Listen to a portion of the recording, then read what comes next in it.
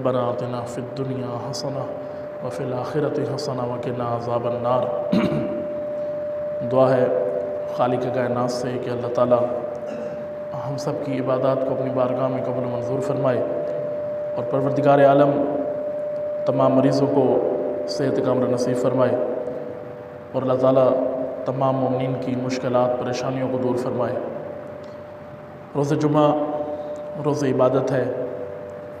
ویسے تو ہر دن ہی ہر لمحہ انسان کو اللہ کی عبادت میں گزارنا چاہیے، لیکن روز جمعہ وہ خاص دن ہے جس دن انسان کے لیے اللہ کی رحمت کے دروازے کھلے ہوتے ہیں۔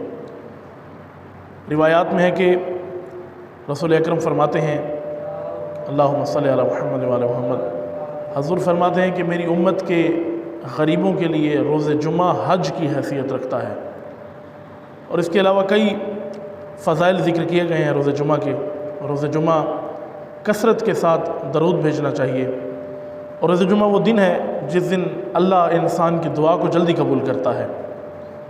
روز جمعہ کو اپنی معاشرتی ثقافت کے مطابق نہیں بلکہ دینی احکامات کے مطابق گزارنا چاہیے، اور کوشش کرنی چاہیے کہ جو احادیث میں ایک مومن کو رہنمائی کی گئی ہے کہ روز جمعہ آپ نے کیسے گزارنا ہے، روز جمعہ کے دن کیا اعمال بجا لانے ہیں، تو انسان کو کوشش کرنی چاہیے دین کے مطابق، احکام کے مطابق، جو فرامین اہل بیت اطہار کے ہیں ان کے مطابق روز جمعہ کو برگزار کرنا چاہیے۔ سورہ انفال کی آیات آپ کی خدمت میں پیش ہو رہی تھی۔ آج آیہ نمبر 12 آپ کی خدمت میں عرض ہوگی۔ سورہ انفال وہ سورہ ہے جس کی کچھ آیات جنگ بدر کے موقع پر نازل ہوئیں، اور جنگ بدر مسلمانوں کی وہ پہلی جنگ تھی جو حضور کی رکاب میں صحابہ کرام نے لڑی، اور یہ انتہائی اہم جنگ تھی جس کا ذکر خود قرآن نے کیا ہے۔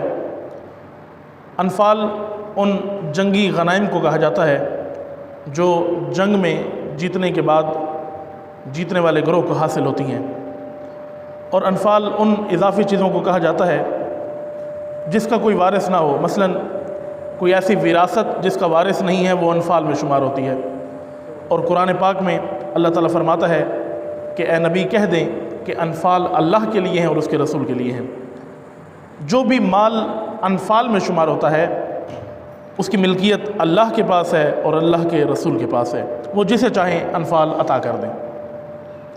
آیہ نمبر 12 میں خداوند متعال فرماتا ہے بسم اللہ الرحمن الرحیم اذ یوحی ربک الی الملائکۃ انی معکم۔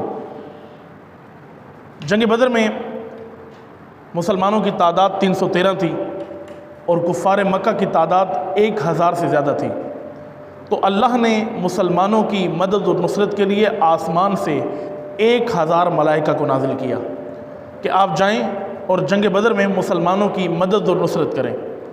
ظاہر سی بات ہے کہ 1000 ملائکہ جسمانی صورت میں تلواریں اٹھائے ہوئے تو نہیں آئے تھے، لیکن ان کا آنا اور مسلمانوں کے حوصلے بلند ہونا اور ان کے آنے سے مسلمانوں کے قدموں کو ثبات ملنا، یہ بہت بڑا عنصر تھا کہ مسلمانوں کے حوصلے بلند ہوئے اور مشرکین مکہ کے حوصلے پست ہوئے، اور اللہ نے وہ ایمان کا درجہ مسلمانوں کو عطا کیا، ایک مدد و نصرت اپنی جانب سے عطا کی، جس کے باعث مسلمان اللہ کے حکم سے اور اللہ کی مدد سے یہ جنگ جیت گئے۔ اور اللہ تعالیٰ فرماتا ہے اذ یوحی ربک الی الملائکۃ، جب آپ کے رب نے ملائکہ کو وحی کی، جن ملائکوں کو بھیجا تھا انہی کو وحی کی، ربک الی الملائکۃ، اپنے ملائکوں کو کہا، اللہ نے آپ کے رب نے اپنے ملائکہ کو کہا، کیا کہا؟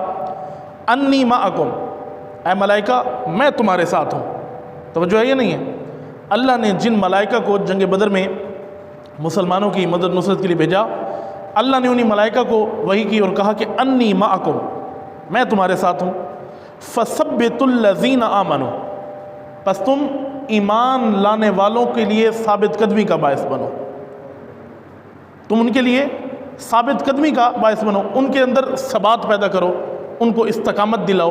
کیوں؟ انی معکم، میں تمہارے ساتھ ہوں۔ اور جس مقام پر خدا کہہ دے کہ انی معکم، میں تمہارے ساتھ ہوں، پھر مسلمانوں کو ڈرنے کی ضرورت نہیں ہے، پھر پریشان ہونے کی ضرورت نہیں ہے، کیونکہ اس کائنات کا رب کہہ رہا ہے کہ انی معکم، میں تمہارے ساتھ ہوں۔ ساری دنیا ہی دشمن کیوں نہ ہو جائے، جب خدا کہہ دیتا ہے کہ انی معکم، پھر انسان کو پریشان نہیں ہونا چاہیے۔ فرمایا انی معکم فثبتوا الذین آمنوا، تم کیا کرو، جو لوگ ایمان لے آئے ہیں ان کی ثابت قدمی کا باعث بنو۔ اللہ نے فرشتے بھیجے، 1000 ملائکہ بھیجے، اور یہ ملائکہ روایات کے مطابق خود مسلمانوں کے لشکر میں تھے، مسلمانوں کو نظر نہیں آتے تھے۔ ملائکہ موجود تھے لیکن مسلمانوں کو نظر نہیں آتے تھے، لیکن جب کفار مکہ جب مسلمانوں کے لشکر کی طرف دیکھتے تو ان کو وہ ملائکہ جنگی مجاہدوں کی نظر میں نظر آتے، فوجیوں کی نظر میں ان کو نظر آتے باقاعدہ، اور وہ ان کی لشکر کی تعداد دیکھ کر ڈر جاتے، خوف و ہراس ان کے اندر آ جاتا۔ انہوں نے یہ سمجھا ہوا تھا کہ شاید مسلمان 313 ہیں، ہم 1000 سے زیادہ ہیں، ہم جیت جائیں گے، لیکن اللہ نے جب ملائکہ بھیجے تو کفار مکہ، مشرکین مکہ کو ایسے لگتا تھا جیسے یہ ہزاروں میں موجود ہیں، اور مسلمانوں کا ہزاروں میں دکھائی دینا یہ باعث بنا کہ کفار مکہ کے اندر خوف و ہراس پیدا ہوا۔ اللہ تعالیٰ فرماتا ہے اذ یوحی ربک الی الملائکۃ انی معکم فثبتوا الذین آمنوا، اللہ نے ملائکہ کو وحی کی میں تمہارے ساتھ ہوں، فثبتوا الذین آمنوا، تم ایمان والوں کے لیے ثابت قدمی کا باعث بنو۔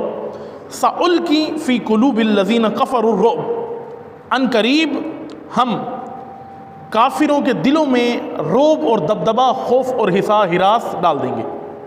اللہ کہہ رہا ہے کہ آپ کیا کرو، مومنوں کے اندر ثبات پیدا کرو، ثابت قدمی پیدا کرو۔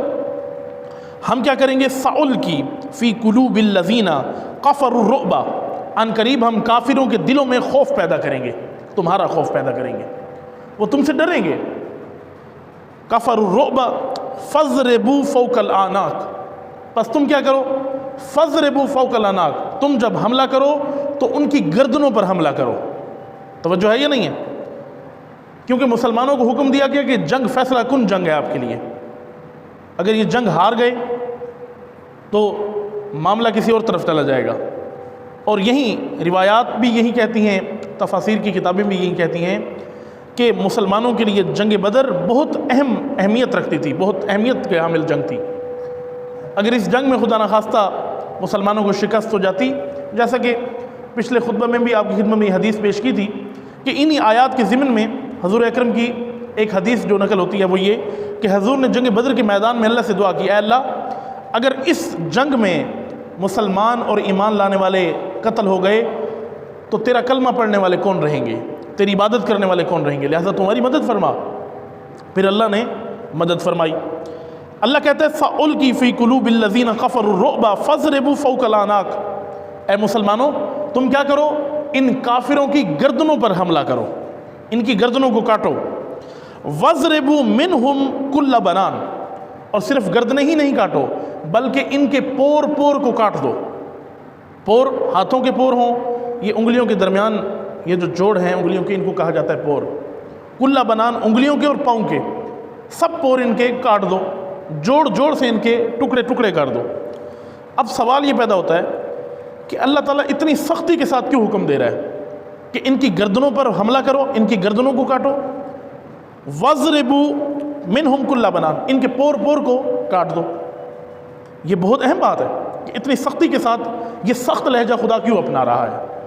اگلی آیت میں اس کی خود اللہ نے وضاحت کر دی، ذَلِكَ بِأَنَّهُمْ شَاقُّوا اللَّهَ وَرَسُولَهُ، یہ اس لیے ہے، یہ ذلت، یہ رسوائی، یہ سختی ان کافروں کے مقابلے میں اس لیے ہے، ذَلِكَ بِأَنَّهُمْ شَاقُّوا اللَّهَ وَرَسُولَهُ، کیونکہ انہوں نے اللہ اور اس کے رسول کے ساتھ دشمنی مول لی ہے، انہوں نے اللہ اور اس کے رسول کو اپنا دشمن بنایا ہے۔ اس لیے یہ ذلت، یہ رسوائی، یہ سختی اس لیے ہے کیونکہ انہوں نے اللہ کو اپنا دشمن بنایا ہے، اللہ کے رسول کو اپنا دشمن بنایا ہے۔ فرمایا وَمَن يُشَاقِقِ اللَّهَ، اب یہ حکم سب کے لیے ہے، یہ حکم صرف جنگ بدر میں موجود ان کفار کے لیے نہیں ہے بلکہ قیامت تک آنے والے لوگوں کے لیے ہدایت کا جملہ ہے۔ وَمَن يُشَاقِقِ اللَّهَ وَرَسُولَهُ فَإِنَّ اللَّهَ شَدِيدُ الْعِقَابِ، صرف یہی نہیں، جو شخص بھی اللہ اور اس کے رسول کے ساتھ دشمنی کرے گا فَإِنَّ اللَّهَ شَدِيدُ الْعِقَابِ، اللہ اس کو اپنے عقاب ملے گا اور سخت ترین عقاب ملے گا، شدید ترین عذاب میں اس کو مبتلا کرے گا۔ کون؟ جو اللہ سے دشمنی کرے گا، جو اللہ کے رسول سے دشمنی کرے گا، جو آل رسول سے دشمنی کرے گا۔ خدا کیا کہہ رہا ہے؟ جو آل رسول کا دشمن وہ رسول اللہ کا دشمن، جو رسول اللہ کا دشمن وہ اللہ کا دشمن۔ ایک حدیث میں رسول اکرم فرماتے ہیں کہ فاطمہ میرے جگر کا ٹکڑا ہے، جس سے فاطمہ راضی ہو گئی میں بھی اس سے راضی ہوں، اور جس سے میں راضی ہو گیا رب بھی اس سے راضی ہے، اور جس نے فاطمہ کو ناراض کیا اس نے مجھ کو ناراض کیا، اور جس نے مجھے ناراض کیا اس نے اللہ کو ناراض کیا۔ یہ جملہ صرف جناب سیدہ کے لیے نہیں تھا، بلکہ یہ جملہ آل فاطمہ کے لیے تھا، اولاد فاطمہ کے لیے تھا، اولاد رسول اللہ کے لیے تھا۔ اللہ کہتا ہے وَمَن يُشَاقِقِ اللَّهَ، جو شخص بھی اللہ کو اپنا دشمن بنائے گا وَرَسُولَهُ، اور اللہ کے رسول کو اپنا دشمن بنائے گا، فَإِنَّ اللَّهَ شَدِيدُ الْعِقَابِ، اللہ اس کو شدید ترین عقاب میں مبتلا کرے گا۔ اللہ اس کا شدید ترین عقاب میں اس کو عتاب دے گا، اس کو اللہ تعالیٰ اس کو عذاب میں مبتلا کرے گا۔ کون؟ جو اللہ سے دشمنی کرے گا۔ آپ دیکھیں کہ آج ہمارے معاشرے کے اندر مثلا قرآن کے اندر یہ واضح آیت ہے کہ سود اللہ سے جنگ ہے، سود کا کاروبار اللہ سے جنگ ہے، سود لینا بھی حرام، سود دینا بھی حرام، سود کا کاروبار بھی حرام۔ آج دیکھیں ہمارے معاشرے میں کتنے فیصد لوگ ہیں جو سود کا کاروبار کرتے ہیں؟ آپ کو کافی لوگ ملیں گے، ہر پانچواں چھٹا آدمی آپ کو ملے گا جس نے کبھی نہ کبھی اپنی زندگی میں ضرور سود پر یا تو قرضہ لیا ہے یا سود دیا ہے کسی کو۔ تو کیا سود کے بارے میں قرآن یہ کہتا ہے کہ سود دینے والا، لینے والا اور سود کا کاروبار کرنے والا اللہ سے جنگ کر رہا ہے، اللہ سے جنگ کر رہا ہے؟ تو جنگ دشمنی کی بنا پر ہوتی ہے۔ وَمَن يُشَاقِقِ اللَّهَ، جو اللہ سے جنگ کرے گا، جو اللہ سے دشمنی رکھے گا، وَرَسُولَهُ، اور اللہ کے رسول سے دشمنی رکھے گا، فَإِنَّ اللَّهَ شَدِيدُ الْعِقَابِ، اللہ کا شدید ترین عقاب ایسے لوگوں کے ساتھ ہے، اللہ ان کو نہیں چھوڑے گا۔ سود اللہ سے جنگ، اللہ سے دشمنی، زنا اللہ سے جنگ، اللہ سے دشمنی، ہر وہ کام جس کو اللہ نے حرام قرار دیا ہے شریعت کے اندر اور اس سے منع فرمایا ہے، اور جو شخص یہ کام جانتے ہوئے اس حرام کا مرتکب ہوتا ہے یہ اللہ سے دشمنی کر رہا ہے، یہ اللہ کے حکم کی نافرمانی کر رہا ہے، یہ اللہ کی مخالفت کر رہا ہے، جانتا ہے کہ حرام ہے پھر بھی حرام کھاتا ہے، جانتا ہے کہ حرام ہے پھر بھی حرام کاموں میں مرتکب ہوتا ہے، جھوٹ بولتا ہے، شراب پیتا ہے، سود کھاتا ہے، معاشرتی برائیوں میں، معاشرتی فسادوں میں پڑا ہوا ہے۔ ان سب کے لیے اللہ کا یہ حکم ہے وَمَن يُشَاقِقِ اللَّهَ، اگر اللہ کو اپنا دشمن بناؤ گے، اللہ سے مخالفت مول لو گے، فَإِنَّ اللَّهَ شَدِيدُ الْعِقَابِ، اللہ تمہیں شدید ترین عقاب میں مبتلا کرے گا۔ ذَلِكُمْ فَذُوقُوهُ وَأَنَّ لِلْكَافِرِينَ عَذَابَ النَّارِ، توجہ فرمائیں، اللہ تعالیٰ فرماتا ہے یہ دنیاوی سزا چکھو، ذالکم فذوقوہ، یہ جو سزا ہے کہ اللہ تعالیٰ نے جیسے پچھلی آیت میں آیت نمبر 12 میں فرمایا فَضْرِبُوا فَوْقَ الْأَعْنَاقِ، ان کی گردنوں کو کاٹو، کفار مکہ کی، اور وَضْرِبُوا مِنْهُمْ كُلَّ بَنَانٍ، ان کے پور پور کو کاٹ دو۔ یہ بھی سزا ہے نا دنیا میں کہ دنیا میں ان کو قتل کر دیا جائے۔ اللہ کہہ رہے ہیں ذالکم فذوقوہ، یہ عذاب دنیا میں چکھو، یہ جو تمہیں قتل کیا جا رہا ہے، مارا جا رہا ہے کیونکہ تم نے اللہ کے ساتھ دشمنی مول لی ہے، تمہیں مارا جا رہا ہے، قتل کیا جائے گا، یہ عذاب صرف دنیا کے لیے ہے، اس عذاب کو دنیا میں چکھو۔ وَأَنَّ لِلْكَافِرِينَ عَذَابَ النَّارِ، یہ عذاب تو دنیا میں چکھو، لیکن جو کافر ہے اس کی سزا جہنم میں بھی ہوگی۔ یعنی جو جنگ بدر میں کفار مکہ مارے گئے، دنیا میں بھی عذاب میں مبتلا ہوئے، آخرت میں بھی عذاب میں مبتلا ہوئے۔ اور یہ آیت اس کی طرف بھی اشارہ کرتی ہے کہ جس نے اللہ کے ساتھ دشمنی رکھی اس کو دنیا میں بھی عذاب ہوگا اور آخرت میں بھی اس کو عذاب ہوگا۔ اب اللہ فرماتا ہے وَأَنَّ لِلْكَافِرِينَ، کافر کسے کہتے ہیں؟ جو انکار کر دے، جو انکاری ہو اس کو کہتے ہیں کافر۔ جو اللہ کا انکاری ہے کافر، جو رسول اللہ کی رسالت اور نبوت کا انکاری ہے کافر، مومن تو نہیں ہے، مسلمان تو نہیں ہے، یہ کافر ہے۔ یعنی انکار کرنے والا، اللہ کے احکامات سے دوری اختیار کرنے والا، اللہ کے احکامات کو انکار کرنے والا، دھتکارنے والا اپنے عمل سے یا زبان سے۔ یہ نقطہ میں نے بارہا مرتبہ مومنین کی خدمت میں عرض کیا ہے۔ ہم کافر اس کو کہتے ہیں جو اللہ اور اللہ کے رسول کو نہیں مانتا، قرآن مجید پر ایمان نہیں رکھتا، ہم کہتے ہیں کافر ہے، مسلمان نہیں ہے۔ اور جو اللہ پر یقین رکھتا ہو، رسول اللہ پر ایمان رکھتا ہو، قرآن مجید کو اللہ کی کتاب کی صورت میں مانتا ہو، ہم سمجھتے ہیں کہ مسلمان ہے۔ اور ایسے ہی ہے، جو ان چیزوں پر ایمان لاتا ہو وہ مسلمان ہے، اور جن چیزوں پر ایمان نہیں لاتا وہ مسلمان نہیں ہے۔ لیکن نقطہ جو اہم آپ کی خدمت میں عرض کرنا ہے وہ یہ کہ اگر عملی لحاظ سے ہم دیکھیں ایک کافر کی زندگی کیسی ہے اور ایک مسلمان کی زندگی کیسی ہے۔ کافر صبح اٹھتا ہے، اپنے کاروبار پہ جاتا ہے، وہ بھی اسے سارا دن کی جو محوریت ہے وہ ہے دنیاوی لالچ، پیسہ کمانا بس، اور جو کام وہ کرتا ہے اس کی زندگی بھی دیکھیں اور ایک مسلمان کی زندگی بھی دیکھیں۔ مسلمان اٹھتا ہے، نام کا مسلمان ہے، سارا دن وہ بھی اللہ کا ذکر نہیں کرتا، نہ نماز پڑھتا ہے، کاروبار، دنیاوی معاملات، خواہشات، مادیات اور پیسے کے پیچھے، لالچ کے پیچھے سارا دن پڑا ہوا ہے۔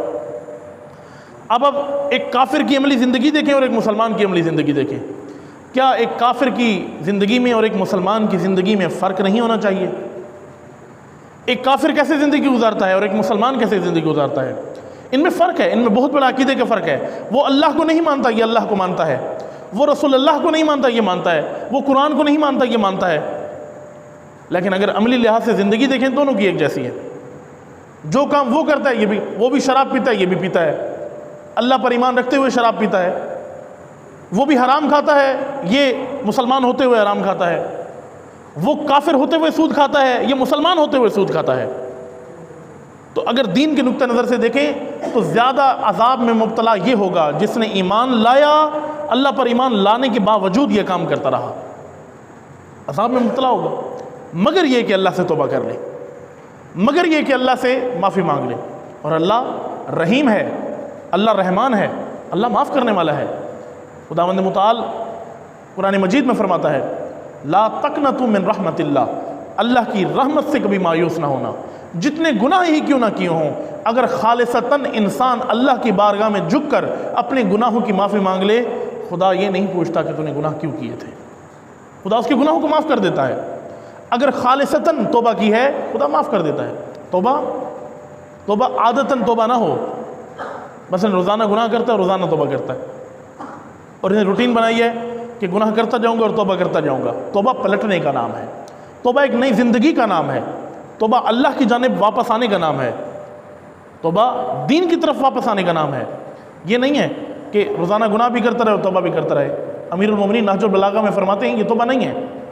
توبہ وہ ہے جو انسان کی کردار کو واپس پلٹا کر اللہ کی جانب لے آئے، پھر انسان اس راہ پر نہ جائے، یہ توبہ ہے۔ حقیقتاً توبہ یہ ہے، خالصتاً توبہ یہ ہے۔ بس فرمایا ذالکم فذوقوہ وان للکافرین عذاب النار، دنیا میں ان کافروں کے لیے بھی عذاب ہے اور جہنم میں بھی ان کے لیے عذاب النار، جہنم کا عذاب ان کے لیے تیار ہے۔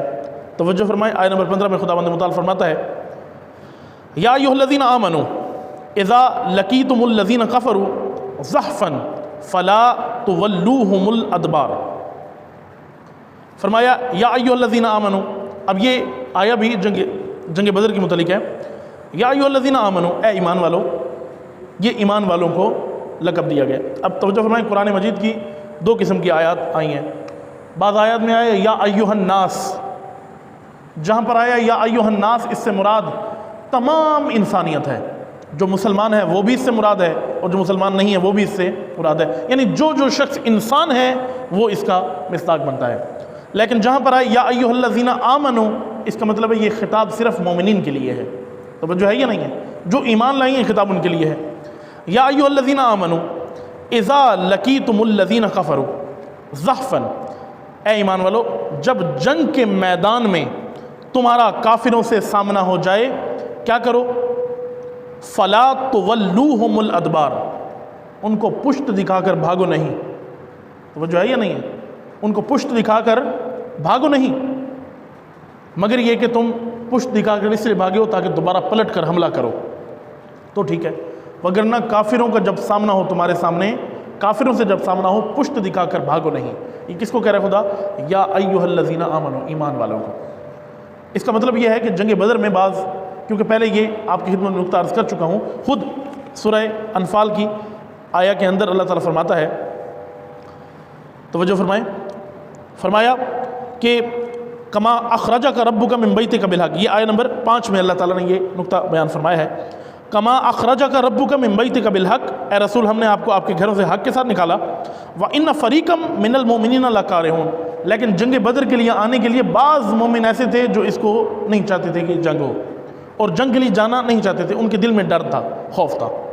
اللہ نے ان کو بھی مومنین میں سے قرار دیا، فرمایا وَإِنَّ فَرِيقًا مِّنَ الْمُؤْمِنِينَ، مومنین میں سے بعض ایسے تھے جو ڈرے ہوئے تھے، پریشان تھے کہ پتہ نہیں کیا ہوگا ہمارا۔ تو مومنین کو ڈرنا نہیں چاہیے، جس کو اللہ پر ایمان ہے اس کو پریشان ہونے کی ضرورت نہیں ہے۔ فرمایا یا ایھا الذین آمنوا اذا لقیتم الذین کفروا زحفا، جب جنگ کے میدان میں کافروں سے تمہارا سامنا ہو جائے، فلا تولوہم الادبار، کافروں کو پشت دکھا کر بھاگنا نہیں ہے۔ دعا ہے خالق کائنات سے کہ اللہ تعالیٰ ہمیں ان آیات کو سمجھنے کی توفیق عطا فرمائے، اللہ تعالیٰ ہمیں ان آیات پر عمل کرنے کی توفیق عطا فرمائے۔ ایک فقہی مسئلہ پوچھا گیا ہے، اس کا جواب تمام مومنین کی دن میں عرض کر دیتا ہوں، کیونکہ سب سے مبتلا بھی ہے، اور اگر کسی سے مبتلا بھی نہیں ہے تو بھی اس کے علم میں اضافہ ہو جائے گا۔ سوال پوچھا گیا کہ ایک شخص ایک اسکول میں ٹیچنگ کرتا ہے مثال کے طور پر، اور سرکاری اسکول میں پڑھاتا ہے، اور سرکاری اسکول میں اس کے مثلاً 5 پیریڈ ہیں، 5 پیریڈ پڑھاتا ہے، 3 پیریڈ خود پڑھاتا ہے اور 2 پیریڈ میں وہاں سے چھٹی لے کر چلا جاتا ہے کسی پرائیویٹ اسکول میں پڑھانے کے لیے، کیونکہ وہاں سے اور فیس ملتی ہے۔ تنخواہ لے رہا ہے سرکاری اسکول سے، 2 پیریڈ پڑھانے چاہیے تھے، جان بوجھ کر نہیں پڑھاتا اور دوسرے اسکول میں جا کر پڑھانا شروع کر دیتا ہے، تو کیا اس کا دوسرے اسکول میں جا کر پڑھانا اور اس کی اجرت لینا، اس کی فیس لینا جائز ہے؟ شرعی لحاظ سے حرام ہے، جائز نہیں ہے، دھوکہ ہے۔ جس چیز کا پر اس کو مامور کیا گیا ہے وہیں ذمہ داری اس نے ادا کرنی ہے۔ مثلا سرکاری اسکول میں جاب ہے، سرکاری کام چھوڑ کر پرائیویٹ جاب کر رہا ہے، سرکار سے بھی پیسے لے رہا ہے اور پرائیویٹ جاب بھی کر رہا ہے، اور سرکار نے جو اس کو جو کام اس کے ذمہ دیا ہے وہ ایمانداری سے نہیں کر رہا، تو یہ جائز نہیں ہے اس کا یہ کام کرنا۔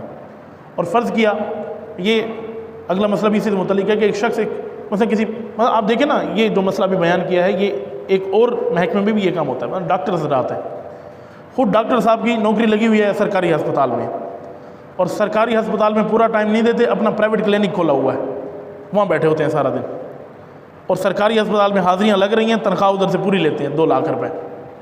آج کل ڈاکٹروں کی تنخواہیں بہت بڑی ہیں، استادوں کی بھی بڑی ہیں ماشاءاللہ، سب اساتذہ کی بات نہیں کر رہا، جس کے بارے میں یہ سوال ان کی بات ہو رہی ہے۔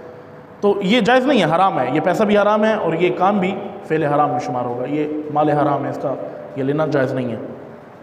اگر ایک شخص خود کسی سرکاری اسکول میں پڑھاتا ہے، 20 دن آتا ہے، 10 دن غیر حاضری کرتا ہے، یا کسی سرکاری محکمے میں کام کرتا ہے، یا سرکاری کے علاوہ کسی پرائیویٹ میں بھی کام کرتا ہے، آتا 20 دن ہے، تنخواہ 30 دن کی لیتا ہے، اور اس کو پتہ ہے کہ میں نے یہ 10 دن خدمت نہیں کی، جو میرا فریضہ تھا وہ میں نے ادا نہیں کیا، تو اضافی یہ جو تنخواہ لے رہا ہے یہ شرعاً جائز نہیں ہے۔